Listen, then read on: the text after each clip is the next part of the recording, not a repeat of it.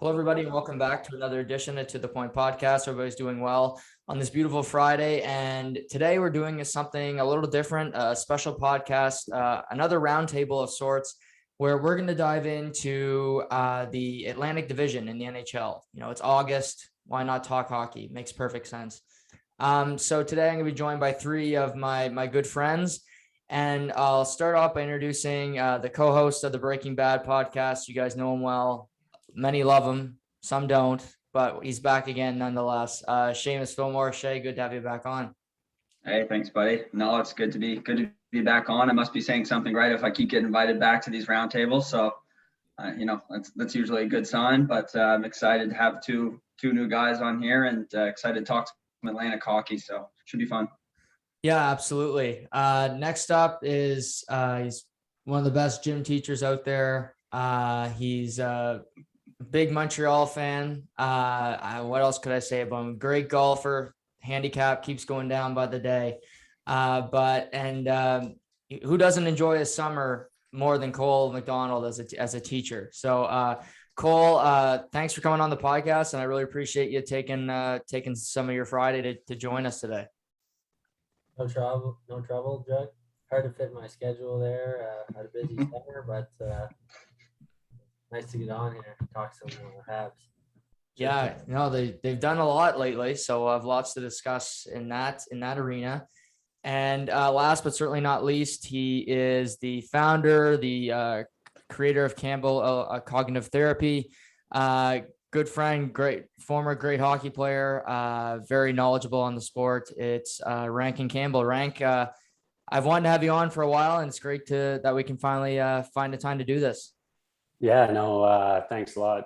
Thanks a lot, Noah. Thanks for having me on, and congratulations with all the episodes you've got out to date. They've been all great. I haven't listened to all of them, but I do take in a few, try to take in a few a week there. So try to hone my skills before I jump on this one, I guess. But thanks again for having me on, and I really look forward to it. No, I appreciate it, man. And I'm trying to get better each and every day at this, but it's tough for sure when you start. But I'm glad that you guys are cool jumping on, and let's just have a fun chat about the Atlantic Division. Last year, obviously, we had the Canadian division, which was, some loved it, some didn't. I personally did not. But we're going back to the Atlantic Division format. We'll have Toronto, Ottawa, Montreal, Boston, Tampa, Florida, Detroit, and the Florida Panthers. So we're going back to that old divisional format. And I think we'll start with you. Of all, a lot of movement in this division, which of all these teams, which signing did you like the best? Oh, geez, no, that's a tough question, especially when you consider just signings, I guess. But one thing that really interests me that happened is the Sam Reinhart deal down to Florida. Mm-hmm. I know it was more of a trade. They got a first round pick back and Devin Levi, but I've always really liked Sam Reinhart. I like the way he played. The first time I seen him play was at the World Juniors, actually, and he impressed me in that tournament. I know it's been kind of an up and down run here with his career, especially being in Buffalo, but I'm really interested to see how he performs down there. I think it's a good move by Buffalo, or by Florida, sorry. But in saying that, I think it's interesting to see how guys perform when they go from a bad team to a good team. What happens to Reinhart down there when, you could argue that he may take off when he's surrounded by better players, more of a winning culture. He could be up in the 80, 85 point range next year. That wouldn't surprise me. But sometimes you see the opposite happen where, Sam Reinhart, he's on the power play in Buffalo regardless of if he has a bad night, a bad week, or two bad seasons. Mm-hmm. He's still getting thrown out there. So, I like the move by Florida. I believe in him. I think they got him at a fair price. And I like Florida's team moving into next season, but I don't know what you guys think about that. But yeah, I think it could go one of two ways, but I'm kind of betting the over and hoping that he has a good season down there. Yeah, I'm completely with you. And also, I really like Florida's roster as well. I think they can really do some damage next year after building off this great season. And if Bobrovsky could only figure out how to make, 50% of saves, that would really help them. But Spencer Knight certainly will help them do that. Shay, building off Sam Reinhart, what would you do you agree with Rankyn that do you like that move from Florida? Oh yeah, absolutely. Yeah, that was a no-brainer, and it was a safe deal. 6.5 average. I think it's pretty healthy. I believe he makes the most on the team right now with Barkov and Huberdeau both kind of on team-friendly deals. Reinhardt's a 25 goal scorer, so you're going to get that. And like to piggyback off what Rank said, obviously like power play time's huge, but I can see him slotting right in there on their top power play with, Ekblad, Huberdeau, Barkov, maybe Hornquist in front of the net. And just a money move overall. And I think, if you compare him with other salaries around the league, you think of Nylander for me being a Leafs fan. So that's right around the range. I think Reinhardt's probably a better player than Nylander is personally. So I think that cap totally makes sense. And he like Rankyn said, he could easily slide in for 80 points next year with playing with Huberdeau probably on the other side of that wing. And yeah, there's always that, like you talked, Rankin, about the fear of a good player going to a good team when they're playing in a bad situation. But if you looked at Florida over the last couple of years, Carter Verhaeghe was an unknown player. He went to Florida, career season. Noah Chari went to Florida, had a career season. You look at Mackenzie Weegar, a 7th-round draft pick. The guy's a household defenseman. He's a top 6 defenseman now. So I think they've really built a core of players that have gone from afterthoughts or fringe NHLers to getting these 3 to 4 year deals. And even, in Sam Reinhart's case, an established guy, but only improving on what he's already done in the league. So I think that bodes well for Reinhart and for other guys. We've seen Verhaeghe get extended this offseason.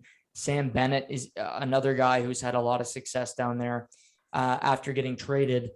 Cole, anything else you wanted to add on the Sam Reinhart addition to Florida? No, I think it's a good pickup. I think Jumbo Joe's a good pickup too. They got today.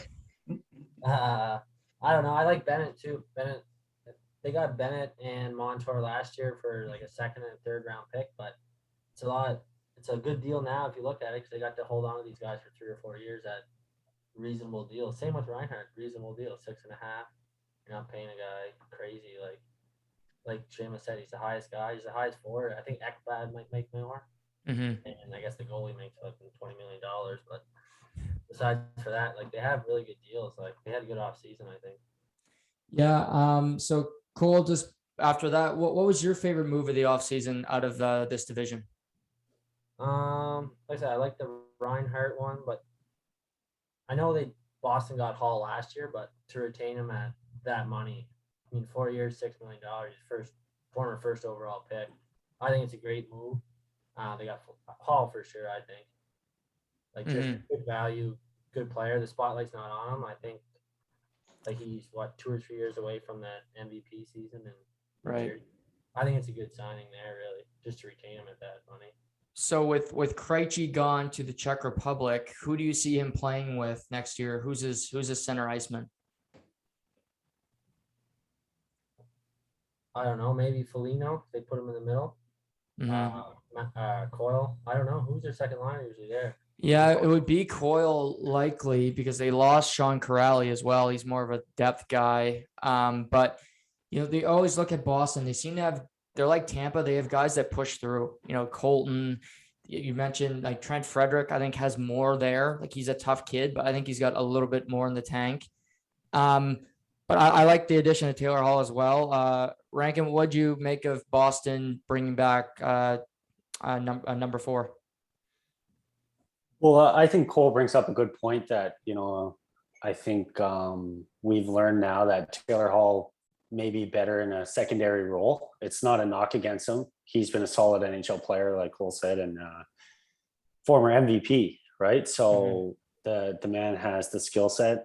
I think that just human nature, some guys perform better when they are thrust into that role, and some guys are better suited more in a secondary role, and it'll be interesting to see how he performs there. I think, like you touched on too, Noah, is that like Boston has a winning culture. They managed to get the best out of their secondary guys, out of the prospects coming up, or anyone that they pick up. You know, when you walk into that room, those guys elevate their game. And that's why they've been able to stay in the mix, you know, really for the last decade without taking any major steps back. So I would expect that Taylor Hall will become a function of that system, and we may see some of the best out of Taylor Hall than what we've seen in the last couple of years. Yeah, I'm absolutely. I mean, going from Arizona, New Jersey, it doesn't get worse than that. Arizona, I mean, you look at Arizona, what they've done over the past couple of months, it's bad. It's Buffalo-esque, and then he was also in Buffalo, which is just a gong show. So to be in a stable situation where he's going to know his line mates, you know, night to night, I think is a big advantage as well, where there's so much turnover in those places where you have Arizona. If a guy starts to play well, they send him to the minors because his cap hit starts to grow. I think they think that way. So it just, you know, it's different situations. Taylor Hall, I know we talked about him before, and you've been a fan, but you've also been a hard critic of him. What do you make of Boston kind of giving him not a long-term deal, but giving him some stability in the next couple of years? No, I think it's very fair. I was very surprised, you know, after he got to Boston last year, he was good. And, you know, he played okay in the playoffs, kind of showed up for the first round. Like most of the team didn't show up when they played the Islanders. But, you know, every time Hall, it seems like when he has higher expectations is when he falls the furthest. If you look at, you know, Edmonton, well, they were a gong show when he was there. He got traded to New Jersey with no expectation to do well. MVP performance. Then, you know, that MVP performance goes into the next year. Well, he was hurt. Goes to Arizona to, you know, well, they were trying to make the playoffs, bombs that one, actually makes the team worse. And then last year, well, you know, you're going to play with Eichel, so Buffalo's bound to be good, right? And then he blows up there as well. Not all his fault by any means, but just a weird signing that he'd want to go somewhere to win, and he chose Buffalo in the first place. Yeah. But no, same as here. I think you're right. Second tier role. I think he's going to perform well. I can see him putting up 70 points clean next year, especially on that power play. It's going to be good. I think Boston made some great moves, and the you know, jumping into maybe what I was going to say next for the best move, I was going to put Allmark as my favorite signing, and it kills me a little bit being a Boston fan, being a Leafs fan and hating Boston, but Don Sweeney made a fuck you. And I think he made you know, a great move. Sweeney did, signing Allmark, knowing that probably Rask is coming to the end, whether it's, you know, just his end with Boston or just his end of his own career with injuries and whatnot. So this was a super safe signing, even playing him, you know, as a tandem with Rask to begin with, and then Allmark soon to take over in the next couple of years afterwards. So really setting themselves up for with goaltending in the future and not kind of lacking. I know they have that young guy too. I don't know if you probably Swayman, yeah. Swayman. So Swayman's down the line as well, and sure enough, he'll be back up for Allmark one day. And then I'm sure she'll be the predecessor. Yeah, oddly enough, that was the move I was going to mention as well. We much podcast too much together because we're in simpatico. I think it's so smart. You see teams like, I was worried for Boston because I said they don't have a succession plan, and they still have that core of veterans where you're like, you need a goaltender to win in this league. It's like a quarterback in the NFL. You need it. And Tuukka Rask, I have no faith in him. He could flake out any day he could quit because his kid stubs his toe. So I very much worry about him. But I like Allmark. Number one, Buffalo being too cheap to sign him. That's no surprise. But he's a good goaltender. Like you mentioned, Shay, they got Swayman. And then if they want to do the Mike Fisher, Justin Williams type deal in January with Tuukka Rask, then you have that option as well. He can come in for limited cap hit, $1 million, whatever it is, for the remainder of the season. And then hopefully you're in a good position. He plays half the games down the stretch. And then you have him or Allmark for a potential Stanley Cup run where you can go with either guy in that scenario. Rank, what do you make of Boston's goaltending situation? Well, I think, it was actually you that made this point on one of your shows, and it's something that I've kind of always identified with, is that, like, do you go with a tandem or do you go with the bona fide number one? And what I think what you said on that show was that, like, a tandem is good until you get to the playoffs and then somebody has a bad game, right? Yeah. So, and that was one of my points that I was kind of thinking about with the Leafs as well. It's like, okay, that's a good system to get you through the regular season. I believe in the tandem for the regular season, but as soon as the playoffs hit, especially in a market like Toronto or some of those bigger markets, I think that it just can become a distraction. So I guess the jury's out on that. I don't know what you boys think. I know each team is in a different situation, but personally, I like, when you have your number one guy, he's the guy, it's his nets, he's going to play 60 games, and that's what you run with. I'm a little old school in that way, and I don't know what you guys think about that, but what do you make of that, Cole? I don't know. I think you work with what you got. I mean, if you have, I know I'm a Montreal fan, but if you have a Carey Price, well, even Carey Price is the guy, and he had a tandem kind of work with this year, panned out big. It's also a backup too, right?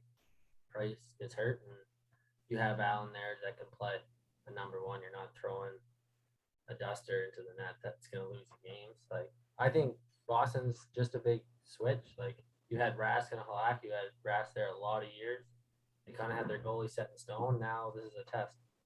Can Allmark do it? Like, Halak was really good too for them. Like, but now they lost both those guys. I think Allmark's a good goalie, but I don't know. Can he do it? I don't know. I'm a Montreal fan, so don't cheer for Boston, but they made a lot of good moves this summer. But I think their one little flaw might be their goaltending, because for the last few years, I think Rask and Halak have been kind of the top duo or tandem, whatever you want to call it. They produce good goaltending for the Bees for a lot last few years. Okay, but just building off that, so being a Montreal fan, if Carey Price was injured going into this playoffs, how much faith would you have in Jake Allen winning a playoff series? I'd have some at least. Where if you had Keith Kincaid in there, you got none really. Where Allen, 50-50. And I don't know, Price had a good playoffs, but his numbers weren't outstanding. He's still, it's the way he plays the puck and stuff, why he's so good. But even if Price goes down, at least you have a respectable goalie you can play. Where if you're throwing out Kincaid, or nothing against the Swayman kid, but Charlie Lindgren. Yeah, like even with Toronto, they got to the playoffs, and I mean, every team has to work with what they got too, right? Not every team can have a Carey Price. No, it's true. But yeah, I mean, Rankyn, you obviously made the point that I did say that, and I'm obviously not going to disagree with myself.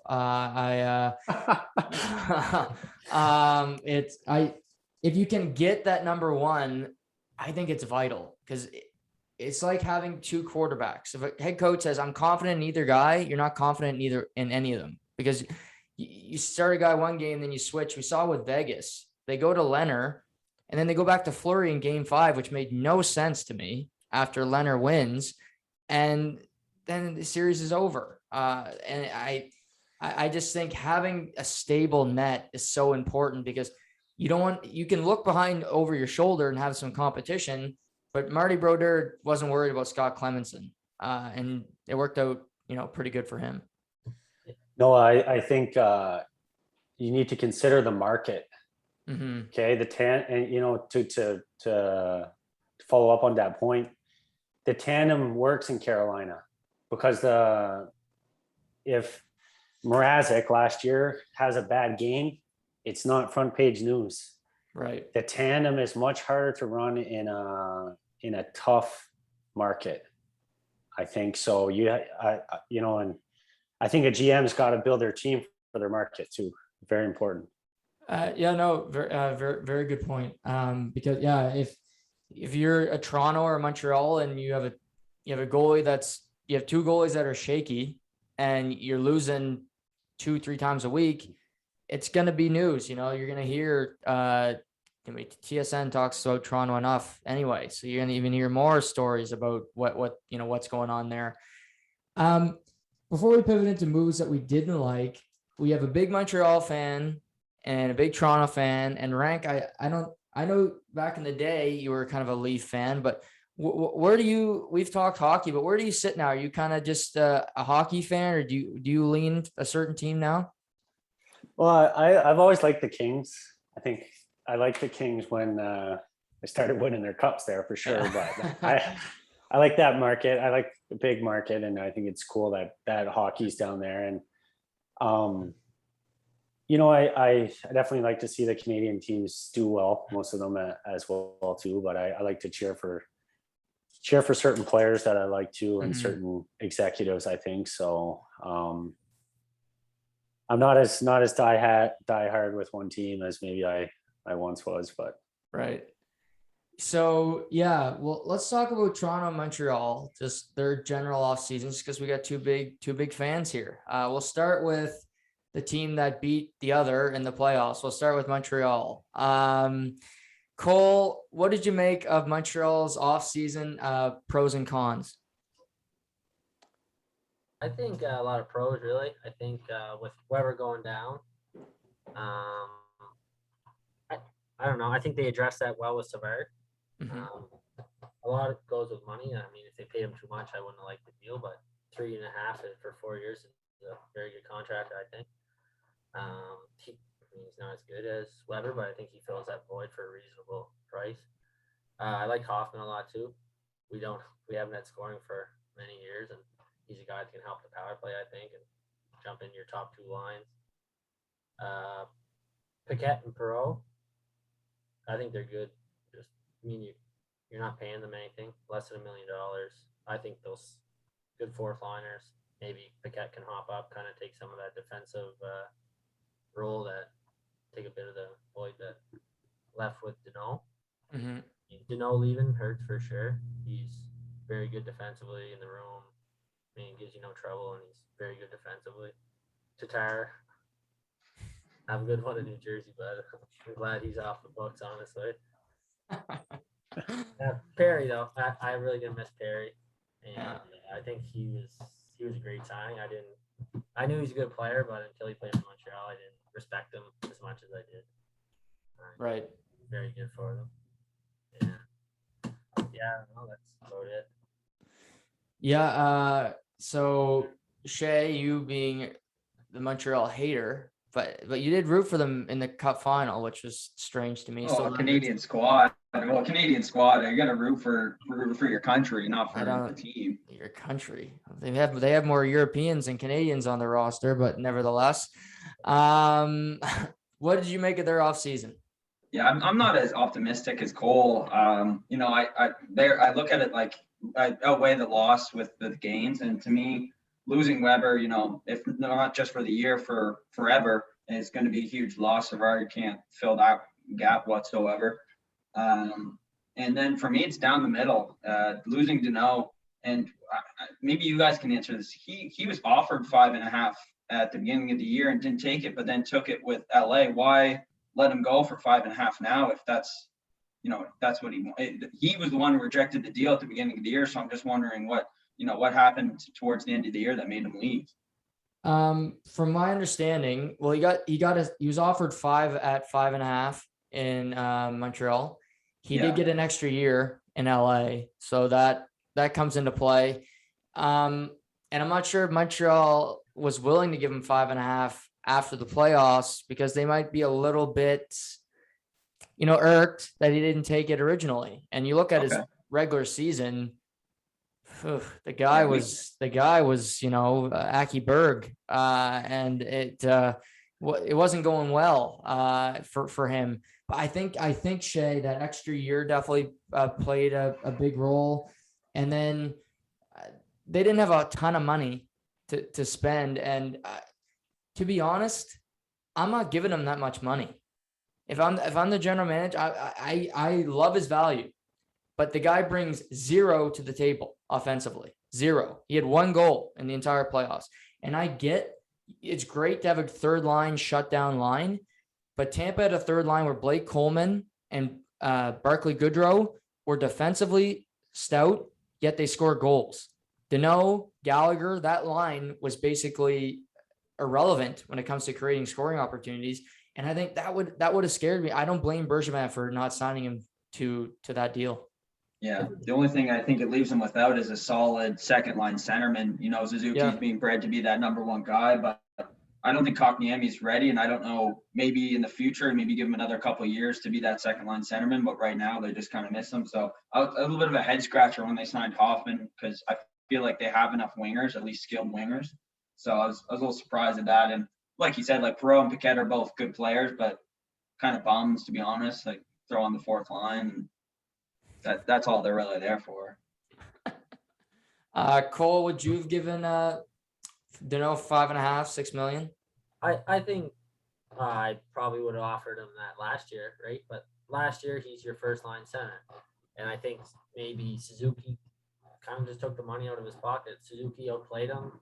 Mm-hmm. It's now they got to pay Suzuki that money, and I think Suzuki's better than him. This year he jumped ahead of him big time, in my opinion. And last year, if you said, okay, well, he's very good defensively, he scores 15 goals, puts up 50 points. Okay, we can pay him $5 million for 5 years. But after the bad season he had this year, and really Suzuki outplaying him big time, I don't think he's worth 5.5 for 6 years. And I think Bergevin I don't know, he wasn't willing to overpay people, and I kind of like him for that. What do you make of that whole situation, Rank? Yeah, I like Phil Deneau. I think, I like the way he carries himself. I like everything he brings to a team in the dressing room, and he lays it out on the line. But I think Cole makes a good point, and sometimes you got to let those guys walk. It's tough, especially after they bring you to the cup final, right? But I think sometimes hindsight, when you look back on past seasons, some GMs have gotten themselves in trouble after a good run to the playoffs or a cup, and they kind of overpay guys to keep them around. So I would say I like it on both sides, because I like that Montreal let him go, but I also like that pickup for LA, because again, it's a good fit for where that team is at. Mm-hmm. And with their young guys coming up, they have Kopitar there, but they have that second overall pick coming up as well. Yeah, Byfield coming up as well. Now you got Kopitar, you got Deneau in the room. I like that because they're scaling their rebuild in the right direction. So I think sometimes a guy at $5.5 million, it works for one team, but it just doesn't work for the other team. So yeah, I agree. For Montreal, I think it's smart, but it also hurts them, like you said, Shay, short term. I mean, there's not many teams that are worse at getting center ice position than Montreal. No offense, Cole. They've struggled. They haven't had it. I really think Suzuki can be that number 1 center, but they haven't had one in a decade. It's been a minute for them. So I kind of agree with you, Shay, about the Hoffman signing, where they have wingers and I just don't know where he fits. And on that, I mean, their power play needs to get better for sure, but I don't really know where he fits on this team. What kind of role, who do you think he plays with, Cole? I don't know. I see him playing on a first line to start. Montreal juggles their line so much. It's crazy, but I don't know. Honestly, I see him starting with Suzuki and maybe Anderson. Mm-hmm. First line. Just because they don't have that big scorer, Yeah. So I say they give him the ball, and it won't surprise me if he's on the third line 2 days later and back up. He has to play in your top 2 lines, top 3 lines, though. Because if not, he's not doing those other things. No. There's also the expansion draft where they left Carey Price exposed. Seattle chose not to select him. As a Montreal fan, Cole, are you happy that they didn't select him, or do you wish that Price was off your books? I'm happy they didn't select him, honestly, because he is the team more or less. He's your best player. I kind of liked how they went about it, leaving a big cloud of smoke, saying he's injured a day before, throwing him off, exposing him a couple days before, so that Seattle doesn't have enough time to do their homework. I think that's very smart. I put Seattle in a tough spot too, right? Mm-hmm. I'm glad he didn't go, but if he does go, you sit here and say, oh, we have $10.5 million to play with, but what were you going to do with that money? Yeah. Unless you land the big fish, well, then you're out big time and you just lost your star player. Right. Yeah. Here still. Yeah, and really the best players available this offseason were defensemen. And Montreal, Weber's out, but I agree with you about the Savard addition. I think he's not Shea Weber, but he's very good. Yeah, him, Sherratt. I think if they give Romanov a chance, which I still scratching my head why they wouldn't play him in the playoffs when you had Gustafsson, who brought nothing. He was in there for his power play time and he couldn't complete a pass. He can go back to the KHL. But I think you got Romanov, you got Sherratt, Weber, even Kulak in his role is okay if he's the 5th, 6th defenseman. So I do like their back end, even with Weber being out. They signed Weidman too. I know it's not much of a time. He led the K in scoring last year. He's one of those guys that if you scratch him, he's not hurt. You're not hurting his development. Right. You don't care. If you put him in the minors, you don't care. But if Petrie goes down, you have someone with the player power. But kind of like a Gustafsson maybe, but a little better, like a regular season. If Petrie goes down, you can have this guy come in and play 9 minutes and play your power play. Right. Yeah. I don't know, it's just depth move. But no, I liked him in Ottawa. I was surprised that he couldn't get a job in the NHL. So no, like I totally agree, especially with a team like Montreal or Toronto, teams that have that don't mind burying big larger salaries in the minors. It doesn't affect them whatsoever. It's just a piece of paper, more or less. That brings us to the Toronto Maple Leafs, aka Shea's team. Big off season for them. They lost some of their people that really helped turn this team around, the rebuild. They decided to keep the big 3 forwards, not trading any of them, keeping Morgan Riley for now. Shea, what did you make of your Leafs off season? Yeah, I think they just covered the priority, and that was getting a goaltender to play with Campbell. Campbell's never played more than 30 full games in an NHL season, so it's really going to be worrisome this year if he can actually stay healthy and be consistent like he was last year. But so getting Mrazek was decent. A lot of people thought they'd bring Freddie back, but I just didn't think Freddie's play was up there. And you kind of get a feeling like the team and Freddie were both kind of in that mindset to part ways. I think just not that there was bad blood in any means, but I just feel like that has come to the end of its road, that relationship, you could say. So I was happy to see that. Mrazek, he's got injury problems too, so I'm not 100% confident in him. I think a lot of people will be surprised where I rank my Leafs in overall offseason moves, but yeah, it wasn't bad. Losing Hyman, it's kind of like going back to what we said about Danault, Cole. Like losing Hyman, yeah, it was a huge loss, but for what we were going to have to give for him, I'm happy we let him go. And I think that Edmonton can eat that. When he's 34, barely skating up and down the ice, paying him $5.5 million.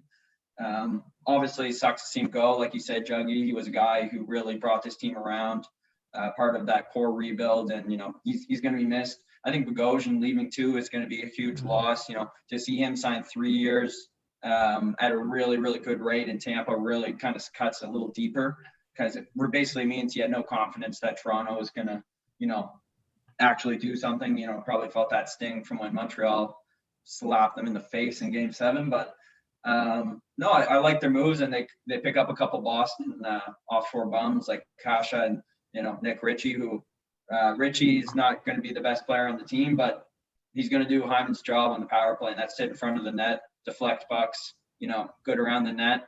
And the only other guy I would mention would be David Kampf from Chicago. I think that was an underrated signing.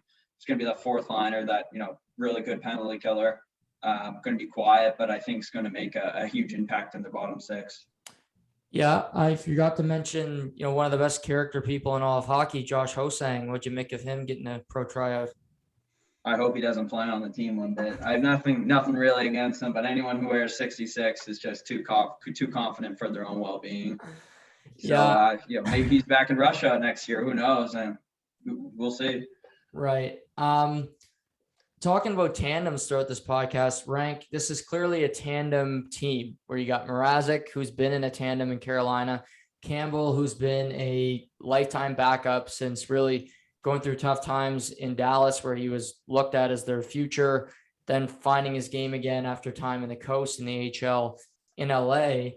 Who do you see having the inside track to being the go-to guy come playoff time next year as of right now?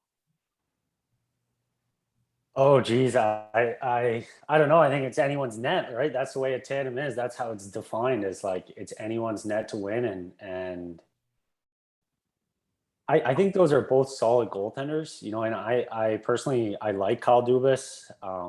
I think I'm unsure if that will work in that market. I really am, just because if the Leafs go on a skid in November, in February, it's going to create a controversy. And I really just think in that type of market, you want to limit every distraction possible because there's just so many. In saying that, Mrazek's a good goaltender. He played well in Carolina, and I think that I would give him the edge there. But see who can stay healthy too, as the old adage goes, I think so.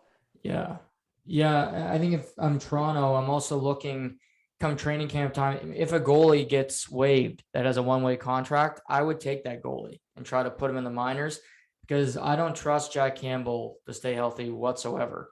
And I'm not saying you want this guy to play, but Michael Hutchinson you mentioned the market, Rank. Michael Hutchinson coming up again for what seems like the fifth straight year is not a good story. It's not a good headline. And it'll make people like, Shea start yelling about their pets' heads falling off. It's just not good for anybody.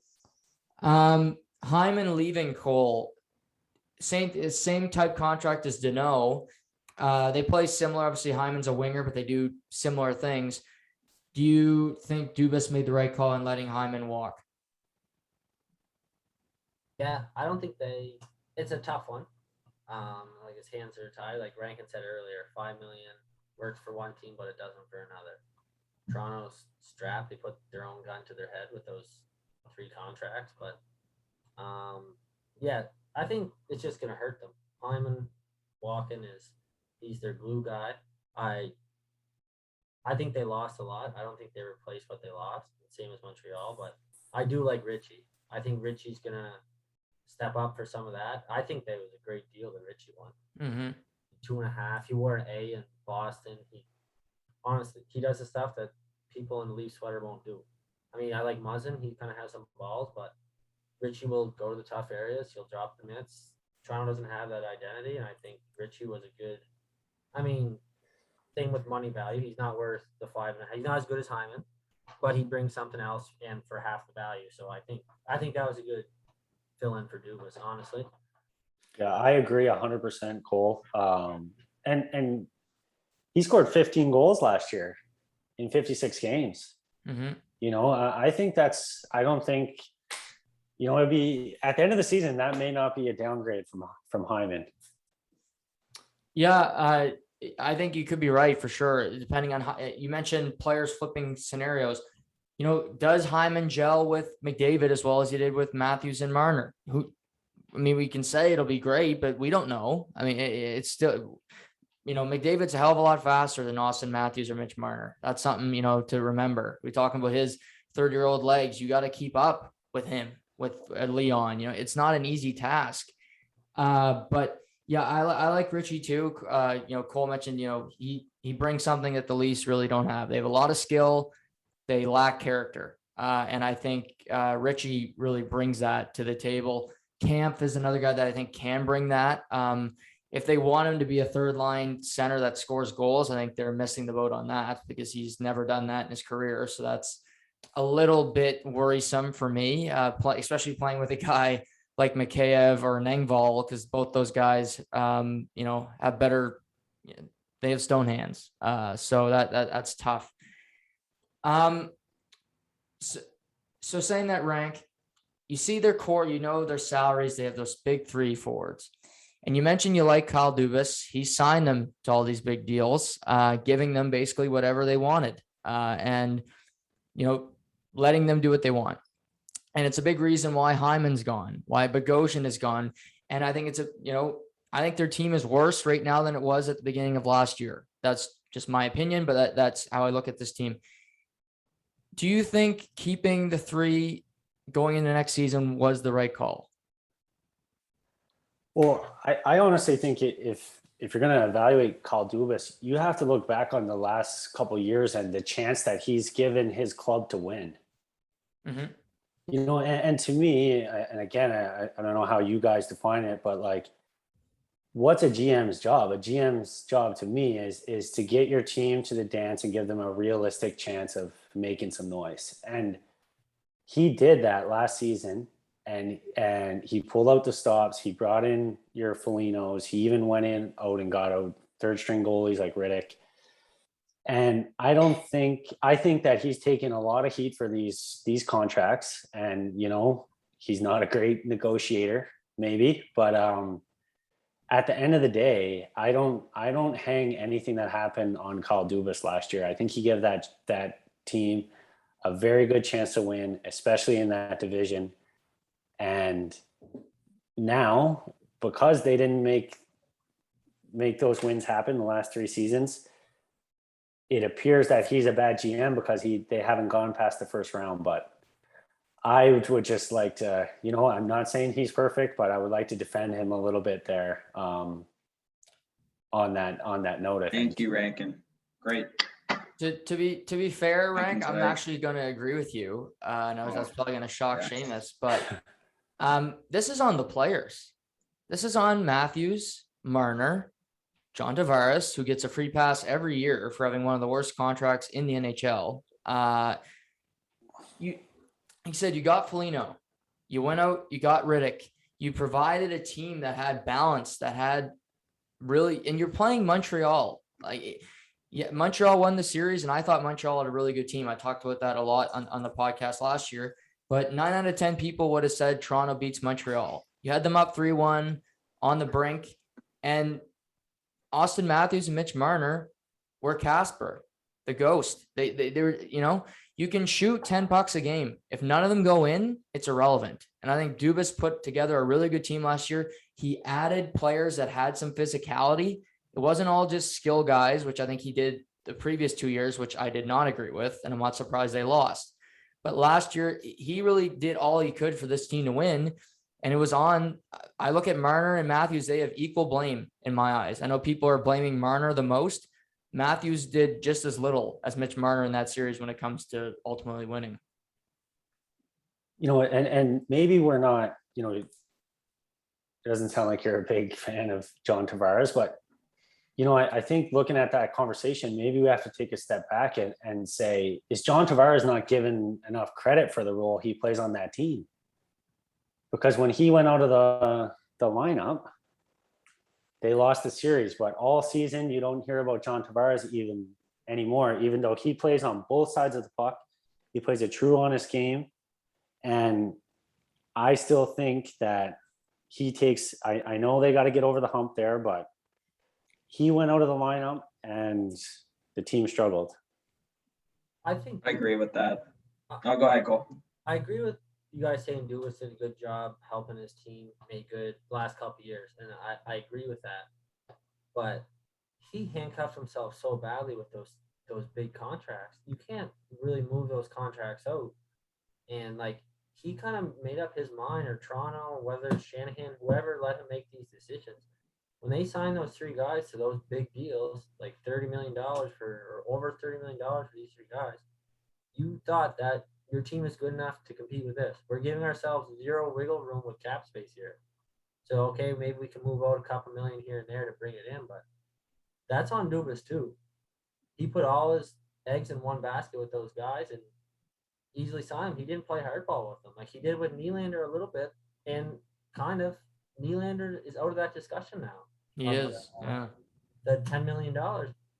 He was for a whole year. That's everyone talked about. And I agree that Dubas has done well these last few years and learned from it, but he's still handcuffed. Whether it's Shanahan or him, they handcuffed themselves a long time ago with those deals. Yeah. Oh, go ahead. No, go ahead, Shay. Oh, I was just going to say, I fully agree. And at some point, either Dubas is going to have to pull the pin or Shanahan's going to have to pull his pin. So I fully believe that this is kind of the last year that they let this process be trusted, and then they bring in someone to eventually trade one of those three guys. And, if I can't see them trading Tavares pretty easily. I somewhat agree with you, Juggy, in the sense that he's paid too much money for what he does. I think he's more of like a $9 to $9.5 million center, not 11. So I think, I think his time is done after this season if they can't at least win a round. And again, like you said, their team looks worse on paper than it did at the beginning of the last year. Yeah, and it's so tough because you see other contracts and you can't help but compare. Like I look at Braden Point, and I know like Rank. It sounds like you're more of a John Tavares fan, which is fine. But Braden Point makes 9.5. He's a better player than John Tavares, and I'm going to argue he's better than Mitch Marner, Bill Nylander, whoever. Give me, Matthews is a top 5 player till he gets to playoff time. Braden Point becomes a top 5 player when it gets to playoff time. David Pastrnak. I'd take David Pastrnak every day of the week over Mitch Marner. Maybe other people wouldn't. I would, and it wouldn't even be a hard decision for me. The guy makes less than Bill Nylander per year. I just think you look at players and you see negotiations, and to Cole's point, it makes Dubas maybe look worse than he is as a GM, because these other guys like Don Sweeney, like Julian Brisebois, Stevie Yzerman before him, they're getting superstars to sign for less. And, Boston's not no state it's not like they have a better income tax system than Toronto. So it's kind of just, it's peculiar why these guys can sign for under 10 elsewhere, but Toronto, it's got to be, 10 plus. Yeah. The culture. Right. These were kids who got to, and I mean, like Rankin said this before, any one of us, you put a check in front of me and says, I'm going to pay you $13 million. You think I'm going to say, no, I only want 6? Like, it's just, I think in Boston, they have the other guys already making 6.5. Say Pasternak, you see in Marchand and Bergeron making 6.5.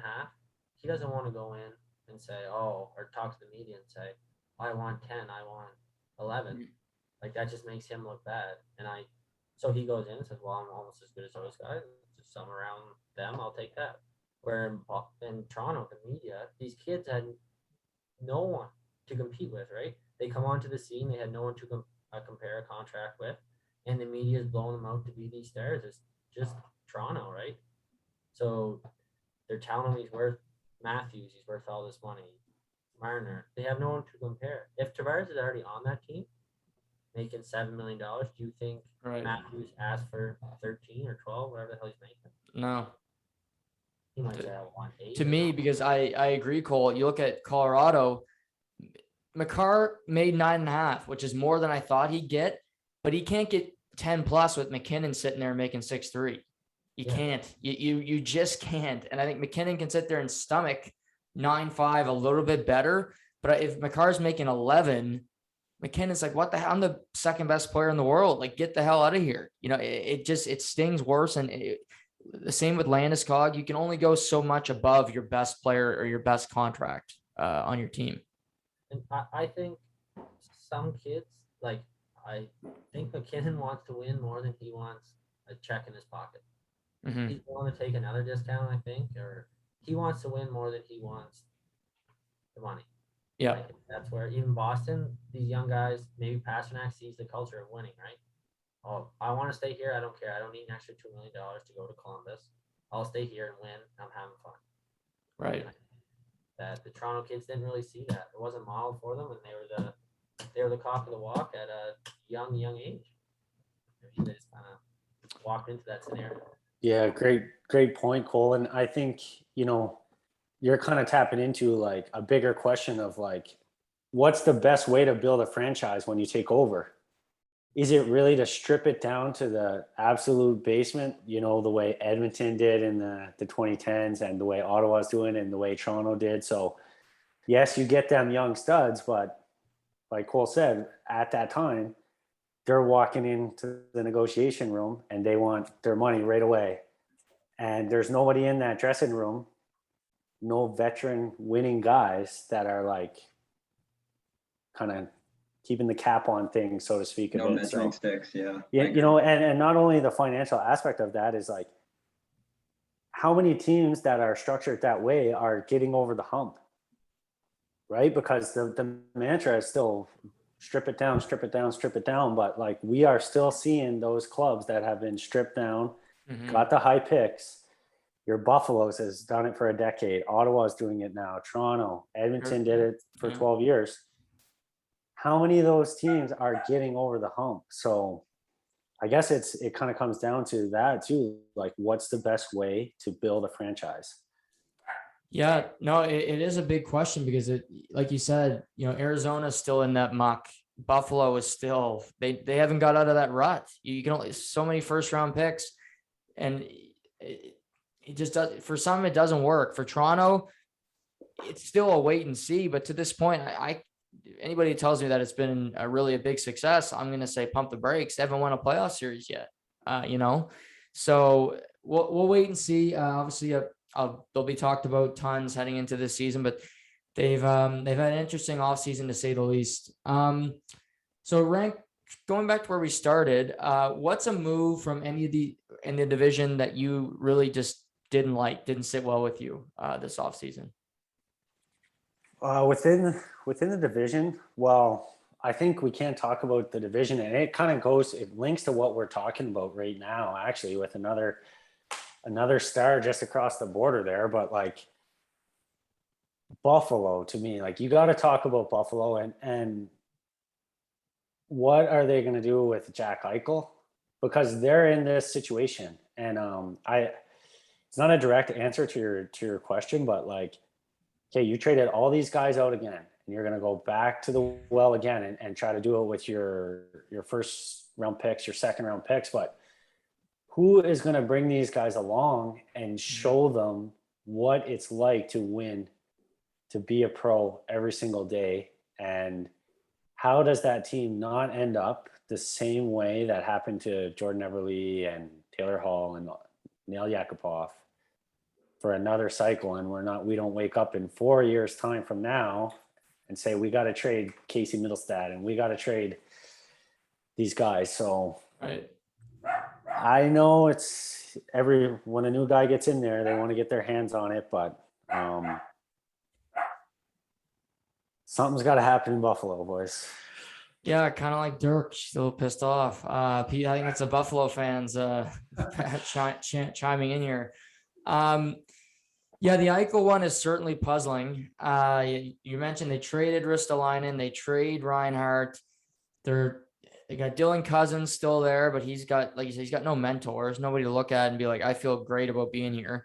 Darlene can't be happy. His growth has really been stunted. They don't have any goaltender anymore. Allmark walked, so poor Devin Levi is walking into that, hornet's nest. Cole Eichel in Buffalo, he says he wants surgery, doesn't want to be there, neck issue. If you're Buffalo, do you move him, or what's your approach if you're the general manager in Buffalo, if you're Kevin Adams? I mean, you almost have to move him, because I would tell him, you suit up those skates and you play. I'm paying you $10.5 million. Do whatever, you know what I mean? But you have to. You're handcuffed in. If Eichel's a good player, I mean, I think he got a bad rap. He only had 2 goals last year. But even saying he's a 80, 90 point player, they're still going to be the worst team in the league, or close to it. Yeah. So it's why I think you can get something for him. I mean, really, Buffalo's biggest prayer right now is, who's the kid coming next year? Is it Bedard, or is that 2 years? No, that'll be next year. Bedard, like, they might as well be sitting outside his house. Like, they should call him every day. Because even if Eichel puts up 120 points, they're still going to be last place in the league, I think. Yeah. Detroit might give them a run. Arizona. Yeah, Arizona too, I guess. But still, like, you're not winning games, even with Eichel. I kind of like that they tore it down. I know, like we said, like Rankyn said earlier, like the culture, but the culture is so bad there anyway. You better hope this Bedard is as good as Crosby and he can do it himself and bring in some people, because this isn't working in Buffalo. And No, like, and it's crazy because you have Power and Darlene now on the back end, 2 first overall defensemen, and yet you still don't feel confident in this. Like Cole, you're saying they're going to be last in the league or bottom 3. Like, that's crazy to think about. You have 2, you have hit those 2 and potentially Eichel if he plays again. That's 3 picks inside the top 2 in drafts, and you're going to be bottom 3 in the league. I mean, that's really a staggering thing. But go ahead, Rank. So sorry, it's just I didn't mean to interrupt you there, but okay, so we just finished talking about Kyle Dubas, and he's a poor negotiator, and that he got pushed around by the young guys. So if I'm the GM in Buffalo, I know I'm not winning a game next year anyways. I would let Jack Eichel rot, because you got to draw a line in the sand and say, look, young guys, we want guys that want to be here. And after a bad month, after a bad 6 weeks, because you're struggling, the team is struggling, I am not going to fulfill every single trade request to get you on the first flight out of here. Mm-hmm. So to me, you have to fix the culture there. And you may have to play hardball with Jack Eichel, because it's gonna hurt the owner when he's got $10.5 million sitting in the stands. But whether he's in the lineup or not, you're not making the playoffs. So what's the difference? No, I totally agree. And I just to build off that point, you say, okay, Jack, you're gonna rot. You're not having surgery. Screw you. Might be out of spite, but whatever. And it also tells every team around the league, okay, we'll trade with you, but we're not just going to give you whatever the hell you want. For Jack Eichel, we're taking this, and this. If you want to do the deal, fine. Give me a call. We'll do it tomorrow. If not, kick rocks and give me a call when you're ready, because I'm not taking anything less. For Buffalo, that's been a losing team. That's been a disaster for a decade. They need to set a precedent and just say, okay, we're taking this and we'll do the deal, but we're not accepting less for our franchise player just because he's a little disgruntled right now. And teams will get desperate enough that'll make that deal. I think you look at LA, you look at Anaheim, they're teams that are predicated on being successful, because when they're not good, people don't show up. And owners will get desperate enough to make that deal just to put ass in seats, I think anyway. Yeah, and Noah, like, absolutely, because what are you going to say to Owen Power in 3 years when he wants out? Right. So if you're going to bring these kids along and they're going to be your next core, you got to draw the line in the sand now, because in 3 years' time, if Buffalo is still struggling, which they most likely will be, and he wants out and he's going to sit on his RFA contract or whatever it is at the time, you need to set a precedent with him and those other guys that are coming up. And it's going to be costly to make that decision, but I don't know. The alternative is what we've seen for 10 years. It's been a fire sale. Yeah. Tire sale, whatever it's called. Tire fire. Tire fire. There it yeah. And both, really. Tire fire and a fire sale. He's not wrong. Like, it's both of them. Yeah. Seems both this year. I don't know. I don't mean to dominate that conversation, Shamus. No. Do you have anything to add on that? It's just, I don't like kicking dead horses, so I'm good. I'm good on that one. All I gotta say is that ownership's gotta go, because I mean, people who don't know, they own both the Bills and the Sabres, and I think when it comes down to it, I think even for ownership, you can only focus on doing one well, sell the team, and give someone else a chance to put in something good there. Yeah, to that point, you look at James Dolan. He's the Knicks have been brutal for 30 years, and the Rangers have been pretty decent at a few lean years. But yeah, Yeah, it's so crazy. The Bills are finally good. Same ownership. They got a stable GM, really good head coach. And then the Sabres are just a disaster. Like, I don't know. But I don't think you can blame the owners. I mean, one, they're cutting the checks, but two, it goes back to that question about philosophy. How do you build a team? Because all the GMs that are coming in are stripping everything down so far and getting after the high picks, which, again, is that the best way to build a team? I got two questions, and one for the owner, or one, I guess, a statement on the Buffalo owner. He fires guys left and right, in my opinion. He doesn't give guys enough chance, and I think he fires them for poor reasons. No reasons, maybe, just because of what I heard. Another thing, though, for Buffalo, what do you guys make of you lose Allmark, good goalie. I think they trade their other goalie, but they go out and sign Craig Anderson and Dell to 2 1-year deals, $750. If that's not give me Connor Bedard, what is it? I know, so that's what I'm saying. You might as well leave Jack Eichel in the stands eating popcorn. Yeah. What's the Because Craig Anderson ain't making that team ain't making the. I might take up goaltending. Like, $750 next year. Not a bad living. Yeah, Cole makes a good point. Put Jack Eichel's in the blue, and he'd probably be the same 10.5, and he gets the same money as Bobrovsky, and he probably does the exact same thing. So you might as well do it. Like, going right now. Who knows? Yeah, Buffalo. Yeah, they lose Jake McCabe. They lost Ristolainen, Reinhart, Allmark. It's still a disaster, and we'll wait and see what they do with Jack Eichel. But it's not getting any better there. Cole, what's a move for you that you really did not like this offseason? I don't know, honestly. I think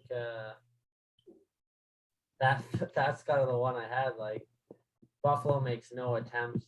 I mean, Detroit didn't make much attempt to get better. They picked up Letty. I think they made a good goalie, but Buffalo just, I mean, I know they're overpaying Skinner, but they have to do something. They got those 2 goalies, like ball hockey goalies, to fill their roster. I think that's pretty bush. That's just showing. That's like when they not a couple years ago to try and get Darlene trade like both of their goalies at the deadline. Well, that's no commitment to your season ticket holders and your sponsors either. None. Cole, right? Like that. None. Like you're asking people to drive to the game, and you're not putting a pro team on the ice. You're not putting an NHL team on the ice. What are you going to ask someone to pay to go watch Buffalo Sabres play? I know. Yeah, $12. Yeah, like they're I know, and the Wildcats should charge more than Buffalo. Like, but yeah. Another on that note is like, does how long before the Red Wings fire their coach? Like, I looked it up before we got on here because does he just have a blank slate forever or what? This is my theory on that. So he's been the coach since old Babs left, and they might have to bring Babs back. Yeah, he's available. The Blashill is 172 wins, 230 losses.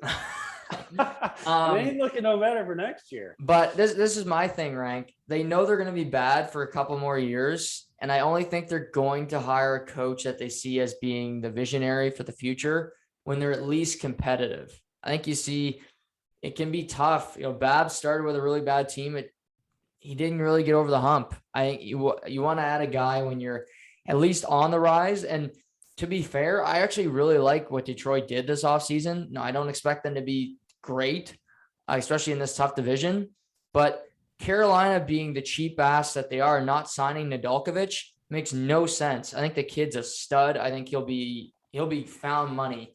Letty, he's a solid. We mentioned character. He's a character guy. He'll be good in Detroit. You know, he's a hell of a lot better than Danny DeKeyser. I'll tell you that. So that's check. So Nedeljkovic, you replace Johnny Burns, who was good there for a while, but again, he runs his course everywhere he plays. Pius Suter is another guy that has in Chicago. I think he's got some upside. So I think you look at Buffalo and Detroit, who both stink. Detroit at least is attempting, making it look like, okay, we're going to try to get a little bit better this year. I think Detroit made a good move too, moving up in the first round to get that goalie.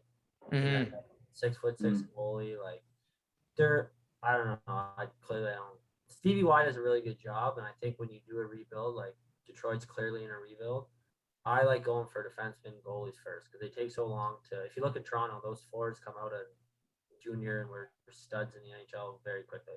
Defensemen doesn't happen like that. Same with goalies, so long. So they're in the rebuild. Take those. I mean, they've been taking defensemen like a lot lately, but I really like that move to move up and get the goalie they wanted, whatever it cost them, a third or something. But I think that was a big underrated move that's going to pan out for them. Yeah, and you mentioned the defense. I think Seider, the defenseman from Germany, he's going to be really, really good. I've seen him play at juniors at the World Championships this year. I think he'll even play at the Olympics in February.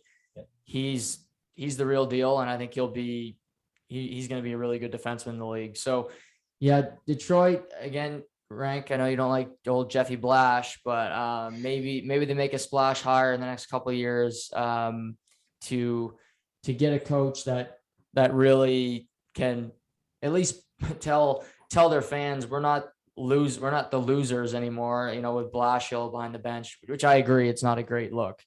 Yeah, I understand rebuild. I understand there's a process, but at the end of the day, you're a pro franchise. Like, you should be trying to win every game. Yeah. No questions asked. And like, you got a guy that's coached 450 games almost, and it's got nothing at all to show for it. So he's got nothing to work with either. I'll stick up for Blashill on that one. And like Juggy, he's coaching the Bad News Bears. Like, send him to Buffalo. Like, might as well next contract. Buffalo would fire him after 3 months. Bring in 2 more guys. At least Buffalo had first overall picks. He had Darren Helm and Luke Glendening playing in the top line, for Christ's sake. Yeah, I agree with you, Juggy. I think he's just gonna, as soon as they make the playoffs, he might as well kiss his career goodbye. As soon as he gets that team good enough, they're gonna bring in Babs back. It's a good situation, but wouldn't that be a story if old Babs he's lasting longer than Horacek, or was that guy for the Leafs? Yeah, Horacek, he was there about 2 weeks. That poor bastard. Yeah. Shay, what's move of the off season that you really didn't like? Mine's pretty simple. It's just Carter Verhaeghe's extension. And I just didn't feel comfortable giving him that kind of money right away after one good year. I know he was on that Tampa team that won, but he looked good last year, and I'm sure he will be that player. But I'm not comfortable with one good year and then hand a guy $4 million over whatever 2-3 years. So that was the only deal. But I'm not going to say anything about Buffalo because I feel like we tore that whole scenario apart every which way and every angle. So no, it's good. Sorry for the Sabres fans if there's any listening. I don't think there's many around here, but my apologies. Yeah, I mean, it could blow up for sure. I do like him. I like what Florida did a lot. I like their team. Like I said, if they can only make a save, that would be nice. Bobrovsky, stop, doing whatever he does when he's not in the ice, and figure out something else to do. Maybe another hobbies, eh? Another hobby. Maybe that would probably benefit the Florida Panthers. For me, obviously, you look at Tampa Bay and they're two-time defending Stanley Cup champions, and it's a tough offseason for them because you lose Yanni Gourde, Blake Coleman, Barclay Goodrow, Tyler Johnson, David Zavar, Luke Shen. It's a long list. But they add Corey Perry, love that, for real cheap money. They add Zach Bogosian, Brian Elliott. Again, we mentioned number one goaltending. He's a guy that can play behind Vasilevsky. He's no threat, but again, he can play his 25 games. You can feel comfortable with him playing. Pierre-Edouard Bellemare is another good depth guy. So a tough offseason where their team was going to get worse no matter what because of their salary cap. I do like the little ads that they did that they could make with the money that they had. I agree. Yeah, even getting Ross Colton back at a 1.125 is super, super friendly. I think they're winners in the sense that they kept their top six, they kept their 3 best defensemen, and they kept obviously their ace in Vasilevsky. So I think they're winners in the sense that they didn't lose anything major and they can still repeat again. Yeah, to me, they're still the favorite to win next year. If I look around the NHL right now, they're still the favorite to me. And in this division, for sure, they're still the favorite. Anybody disagree with that? I'm not gonna overly disagree. I still think they're good, but I do think they've taken a hit for sure. Like you said, they've lost a lot of guys. If you think about it, really, that Bogosian might be the best deal of the offseason. Yeah.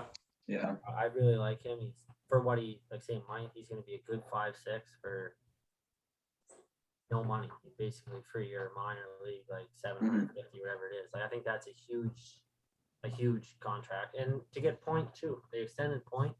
Yep. Clearly, the guys they lost, Gord, Savard, Coleman, Goudreau. I mean, it's going to be hard to replace. So that was like you had a second line playing third line. Yeah. So they're going to take a hit, but I still think they're good. Yeah, for sure. So looking broader scope, we mentioned Toronto. We haven't talked much about Ottawa, but they added Del Zotto, Nick Holden. They didn't do much. We'll start with you, Rank. We'll kind of go around the table. What Canadian team has the best chance at reaching the Stanley Cup final next year, in your opinion? I'm going to go with Edmonton. I think Edmonton has as good a chance as any. I'm not actually as down on the Leafs as everyone else because they still have the core is what you were banking on last year, and they got them back this year. So, I think Edmonton, you got the best player in the world, and you got arguably the second best player in the world, and you pick up Duncan Keith, a guy that's been there, he's done everything, he's won everything, he's going to be huge for them, and he can still play. I know people been down on that trade as well, but I think Kenny Holland knows he's got about 2 or 3 years to win there. That's why he made those long-term deals, and they're all in. And, a guy like McDavid, he's not going to miss every year. He's too good. He's too passionate, and he's too good of a pro. And I just think that,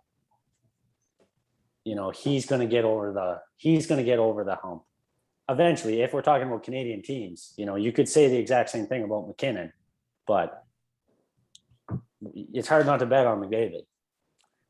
Yeah, no, for sure. Hyman short term, I like a lot.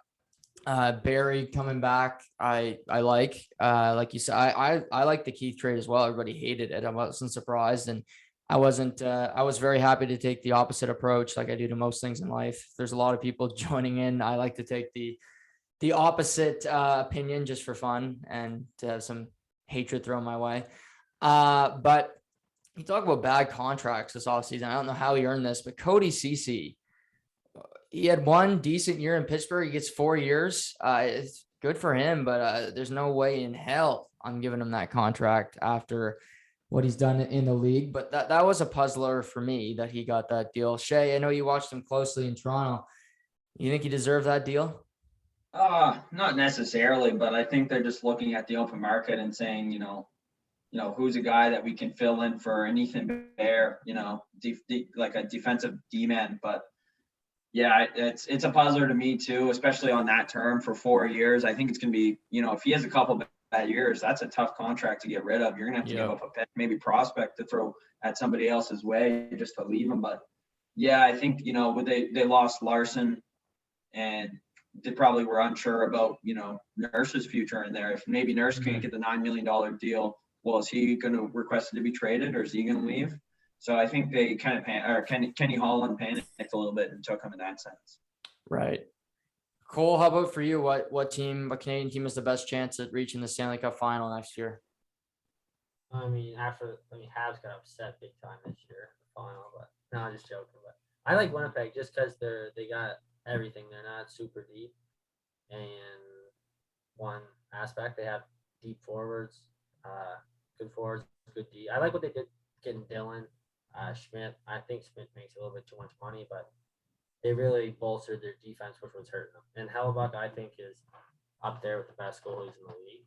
I just think they kind of have everything. They don't have Scheifele and Wheeler and Connor aren't as good as those big forwards in Edmonton. And maybe Hellebuyck's not as good as Price. Maybe he's better. But just the thing is, I think they have all three assets of the game, and I think they're gonna I think they'll bolster too because they're an older team. Cheveldayoff's on his last leg. I think you'll see them. Stastny was a good pickup. I think you'll see them move their first round pick, second round pick for a couple guys. Yeah, I'm with you. I like Winnipeg as well. I hope finally Cheveldayoff will trade picks, because if he doesn't, he's going to be fired and somebody else will in the next couple of years. But you add to that defense core if you can. If there's a team that, maybe struggles that you thought would be good and the defenseman's available, go get him. Get him at the deadline. They lost Pullman, which hurts, but like you said, I think Schmidt's better than Pullman. I love Dylan. I mean, he's perfect 4 to 5 defenseman. He's mean. He adds to that team. And Scheifele is one of the more underrated players in the NHL to me. What he does on a game in, game out basis, just how good he is. So I'm with you with Winnipeg. Shay, how about you? Little smirk there. No, I'm on with you guys. I think Winnipeg is also the heavy favorite of all the Canadian teams. I think if they can get past a really good Colorado team, say in the second round, I think they have a really good chance of making it. One guy we haven't even touched on is Dubois. He looked like a shell of himself offensively last year. We know he can do a lot more at that second line center role. So if he gets going, maybe he can power that second line, and you can see kind of like a Crosby Malkin deal with where either line can be effective night in, night out. Love the cap at Neil Point. Thought he was paid rightfully, and I think he'll be a guy in the future moving along. One thing that they don't really have is a number 1 D-man, which, I mean, obviously is hard to come by. There's only a few in the league, in my opinion. But like Cole said, Hellebuck's right up there. And, now that he has more than half a D-line to play behind, I think he's gonna be like a lot more effective as he doesn't take as many pucks. Yeah, I like Pionk a lot too, Shay. I think he's better than Josh Morrissey, who's kind of as their number 1 guy for a while. I think Pionk is just an upgrade over him in every stage of the game. Rank, I thought you would have went with Vancouver because I know you're a big Jim Benning fan, so I'm surprised you didn't go with the Canucks. No, like how long of a leash does that guy have? Him and Jeff Blashill is going to be in the East Coast League by Christmas, hopefully. I don't know. I like to see a plan. Again, we it's easy for us to knock GMs and knock coaches, and it's easy for me to say sitting here, but at least even if it doesn't work, you can clearly see Kyle Dubas's plan. Right. Okay, his philosophy. You can agree or disagree with it. What is Jim Benning's philosophy, and what direction is that team going in? Like, to me, he made that deal in an effort, the last-ditch effort to save his job this year, try to crawl into the playoffs, but there's no way they're making it. Jim Benning gambles more than Evander Kane. Yeah. He gambles more than you.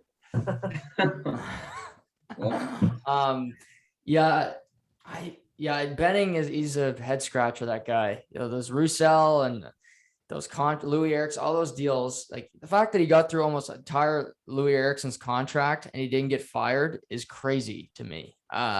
Just signing that contract's a fireable offense. But he's almost like when you're golfing and you make a bad shot, and then to make up for that bad shot, you try to make a great shot, but it ends up being an even worse shot. Like, right. He just keeps getting himself deeper and deeper and deeper, trying to make up for his past mistakes, I feel. Me and Rank were having this conversation the other day. Like, what? Last year, he's going to his owner saying, give me $8 million to sign Holtby. And then immediately he's turning around saying, give me $3 million to kick him out the door. Ooh. Like, if I'm the owner, I'm like, what? Do you think I'm shitting money here or what? Like, what are you doing? Yeah. No, it's true. I agree totally, Cole. And again, ownership, they would have to make that call of when to come down on him. But like, you look it up, and I did look it up. Not that I would know this off the top of my head, but Ekman Larson again, how he's been in such a bad team for so long, but he's minus 110 in his career. He's never been a plus player. Yeah. And he gets He's never paid like won a number one anything either, defenseman, so- and he's not. You know, and like Cole said, 2 years time, Jim Benning, if he's still there, is going to be wanting to buy him out. Yeah. Like last year, I remember I had Casey on the pod early in the year. He was big on Vancouver. And as you guys know, I'm not a big bettor. But I told him, let's bet. I bet you Vancouver won't make the playoffs. And he wouldn't do it. And showed how little confidence he had in them. And yeah, they were a tire fire. Like I knew they were going to be. But in net, one thing you can at least say is that I like their goaltending. You mentioned earlier, Cole, that Halak was really good as a backup in Boston for many years. I think he'll be a good backup again in Vancouver. I think he still has game. So their net minding position is at least stable. I'll give them that. Ekman Larsson's better than what they had on the back end. They added Tucker Poolman. I think Connor Garland is a really good player. I'm shocked he's in the NHL after watching him in junior, but he's a good NHL player. So they did get better, but it just comes off as very desperate from where they were, 20 minutes ago. Yeah. And what do you make of Pedersen saying that, they're not in a position to win? I don't know if I want to be here. Do we have an Eichel situation on our hands? Well, to me, Cole, like Pedersen, you're the guy that's supposed to make us win. Mm-hmm. Like, am I wrong on that? Like, No, Pedersen, No, you're not. You're the 5th overall pick. You're the face of the franchise. You get us over the hump. Yeah. If you can't accept the losing times, why are you supposed to just expect to start win? Like you guys went to a second round a couple of years ago. You're not happy with the process that's going on. So what? You did shit last year. Well, you got to take your lickings once in a while. No one steps into the league and is a force right away.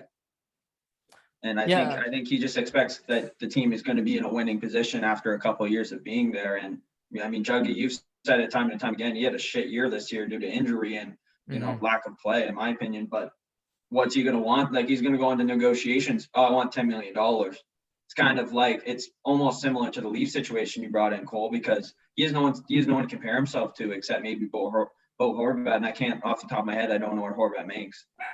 Yeah, I think it's around the 6 million range. He's not going to want $6 million. No. And what worries me about Pedersen more than anything is just effort. Like I watch him play and I don't see it that dog, he says, I'm going to go get that puck and I want to win. I don't get that vibe from him. I see a guy who floats a lot out there. He gets beat around for pucks in front of the net. The guy's beating him in the puck battle 9 times out of 10. And I just don't see a guy who has a whole lot of fire. And to your point, Rank, you're the top dog. This isn't Brandon Sutter being like, okay, well, I'm a bit piece. I'm going to go to a contending team next year. Screw this. Pedersen, you drive the bus. You're not you're not in the back row here. You're right. You're not, Quinn Hughes is riding shotgun, but you're driving the bus. You're the engine of this team.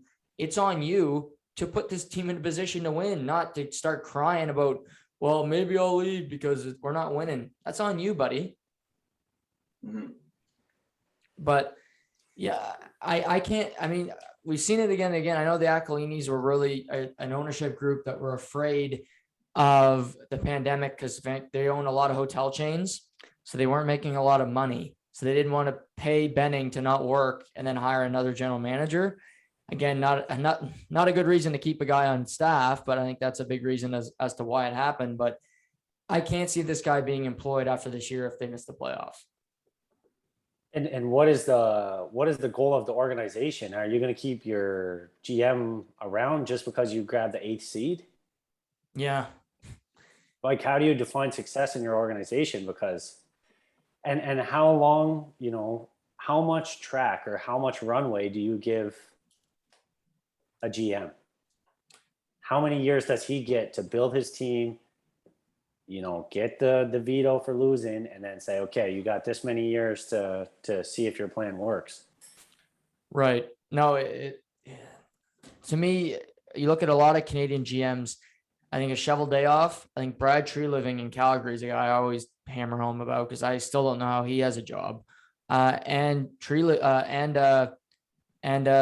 Benning, like they haven't done anything. None of these teams have gotten really that close, and yet they remain employed. So it's puzzling to me.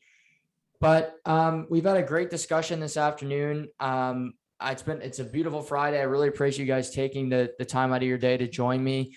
But Cole, first time you're on, we'll have to do it again because I had a lot of fun chopping it up with you today. Yeah, thanks, Chuck. Rank, same with you. I know we've talked about this for a bit, and I love your discussion. You brought a lot of great points, so I'll have to have you on again during the NHL season. Yeah, thanks a lot. I appreciate it, and thanks again for having me on. And look forward to watching the Canucks get out to a 0-4 start here. It's in October. And Shay, as always, we'll talk again on Tuesday about Breaking Bad. But always great to have you on a roundtable, and I'm sure we'll be doing this again lots in the not too distant future. Yeah, I feel like we didn't even hit the surface really about the whole. I mean, all the Canadian teams and everything else we could have talked to. So I think we should do this again down the road, even before the summer ends and before the season starts.